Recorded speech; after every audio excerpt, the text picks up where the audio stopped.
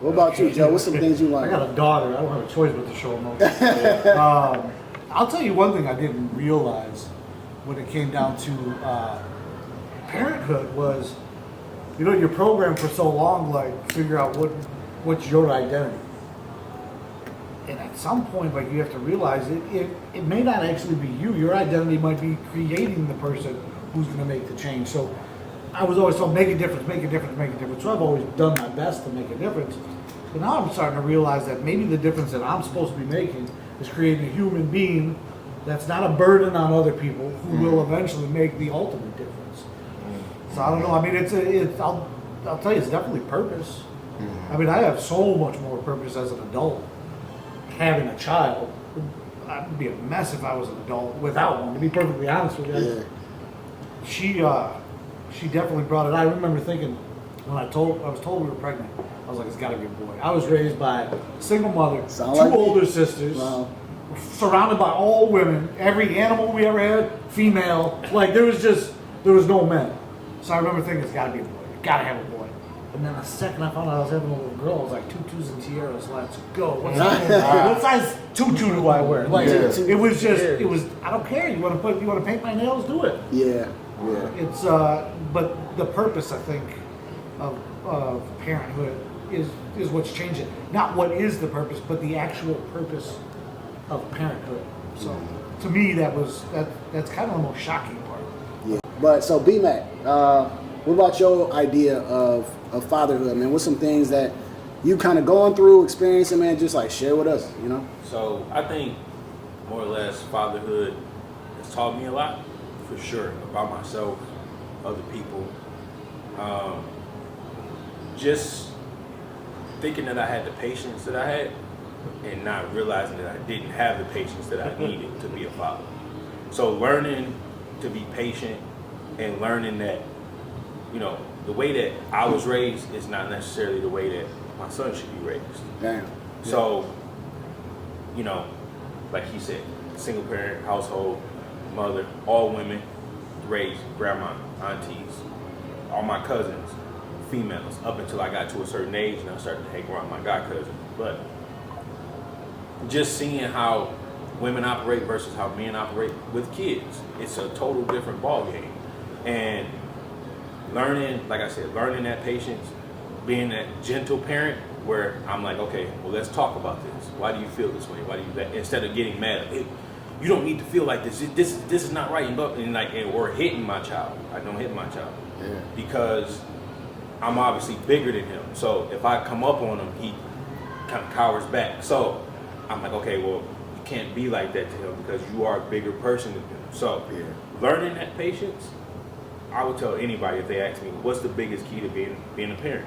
It's being patient. Damn. Learning that patience.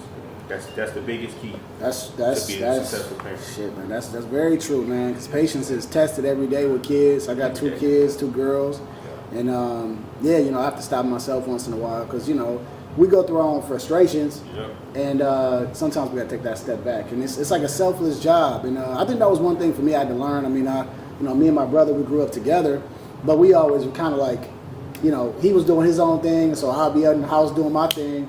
And I had to learn with kids, like, you can't be selfish. As much as you want to be, you got to be selfless. And that was a big thing. So what about you, man? What's your view on fatherhood? Things you done learned? Well, first of all, my mom used to make me watch you. I used to have to like step into the, you know, patience role because this man was jumping over banisters and tearing up the house. That's a really long vacuum he's giving me. Look, I ain't gonna lie, I was tearing up the house too. Yeah, he blames him. The thing that I love, man, is like fatherhood is really like it's a blessing from God, man, because it's like we have so much power in just who we are and how our kids look at us. You know, like our kids look at us like a superhero, like. You know what I'm saying? They're looking at this strong man who has this big, strong voice, this powerful presence. So just our presence in the house and our presence around our kids is just a powerful influence on them. Right. You know what I mean? And I have a daughter, but I'm thankful that for me, just me speaking to her in an affirmative way does a lot for her. You know, I don't have to like yell at her or berate her or anything like that, because my role is to uplift her and to build her spirit up.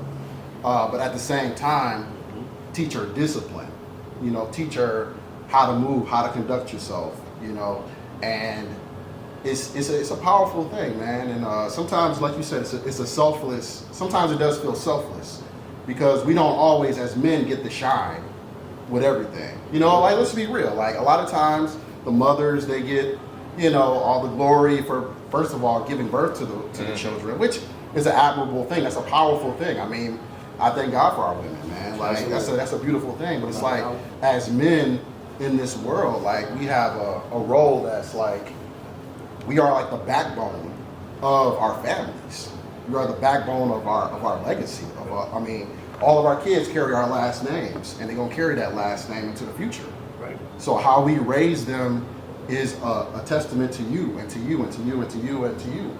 Like, so we gotta just be mindful of that power that we carry within ourselves. Mm-hmm. So for me, like, I think it's a blessing, man. You know, my daughter's 11. I'm raising a young lady.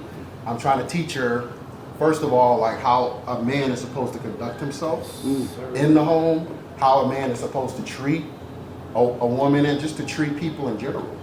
So as she grows up, she'll see, okay, this ain't masculinity over here. Yeah. She'll be able to see, like, as she starts to develop those relationships, because she will develop those relationships, like, this is not what I want out of a man. If we have any of us that have daughters, you know, you have two, I got one, you have one. I'm not sure how, you know, you have one. So they're gonna look at you That's the example. and they're gonna try to find you in the man that they want to be with for the rest of their lives, to take care of them. Yep. So I think that's a huge responsibility, but we are built to do this. So I think it's a beautiful thing, man. I embrace it. So I want to touch